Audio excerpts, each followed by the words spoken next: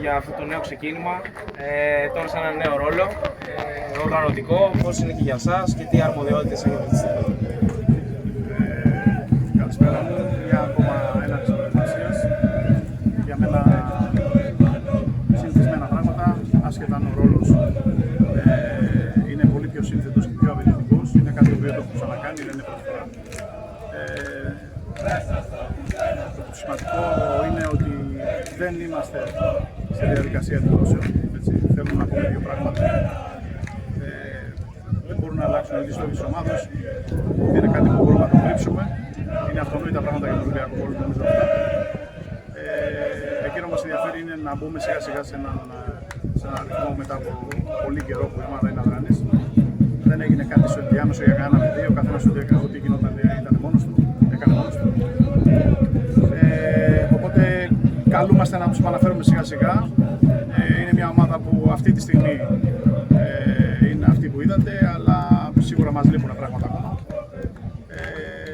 Θα δώσουμε όμως την ευκαιρία στα παιδιά μέσα από τη δουλειά να δείξουν ποιοι μπορούν να το υποστηρίξουν, γιατί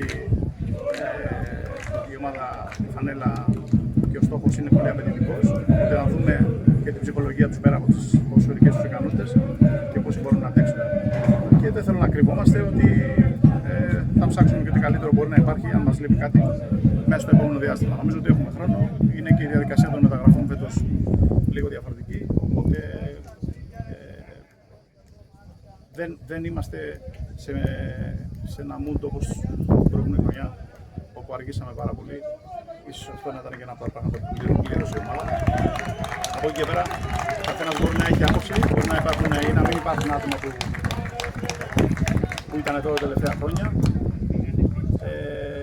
Σίγουρα όμως έχουμε τη δικιά μας σκέψη, τις δικές μας φιλοδοξίες και πάνω απ' όλα ξέρουμε πολύ καλά που βρισκόμαστε. Θεωρείς ότι θέλουμε ενίσχυση σε κάποιες θέσεις συγκεκριμένες? Όλες οι ομάδες θέλουν ενίσχυση, όλες οι ομάδες θα συνεχίσουν να ψάχνουν πράγματα για τον εαυτό τους.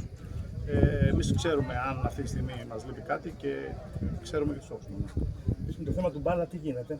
Εντάξει, ο Μπάλας είναι... Τον ακούσαμε μεν εδώ, αλλά... Ναι, ο Μπάλας είναι σε μια διαδικασία εργασίας όπου αυτή τη στιγμή δεν του επέτρεψε να βρίσκεται εδώ, αλλά ο Μπάλας είναι υπέρ της ομάδας και θα είναι υπέρ της ομάδας. Επίσης, είχαμε κάποιες αλλαγές στο οργανόγραμμα, περιμένουμε κάτι άλλο τις επόμενες ημέρες. Στο κομμάτι του επιτελείου. Αυτό είναι ένα κομμάτι το οποίο έχει να κάνει με όλο τον οργανισμό, έχει να κάνει δηλαδή με δεύτερη ομάδα που θέλουμε να τη συνδέσουμε, γι' αυτό έχει κάποιες επιλογές όσον αφορά τον τρόπο δουλειάς, τον τρόπο εκγύμνασης, τον τρόπο παρακολούθησης των παιδιών.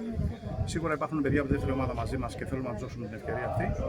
Και κάποια στιγμή θα φτάσουμε και στο κομμάτι της Ακαδημίας. Είμαστε μόνο ένα μήνα, δεν έχουμε κλείσει καν ένα μήνα. Προσπαθήσαμε να λειτουργήσουμε, να τρέξει, να ξεκινήσει η ομάδα. Και σιγά σιγά μέσα στην επόμενη εβδομάδα θα δούμε τη δεύτερη ομάδα και λίγο αργότερα τις Ακαδημίες. Όπου και εκεί θέλουμε να δώσουμε ένα άλλο κίνητρο και ένα διαφορετικό τρόπο δουλειάς μέσα από μια άλλη προσέγγιση. Ευχαριστούμε πολύ. Παρακαλώ.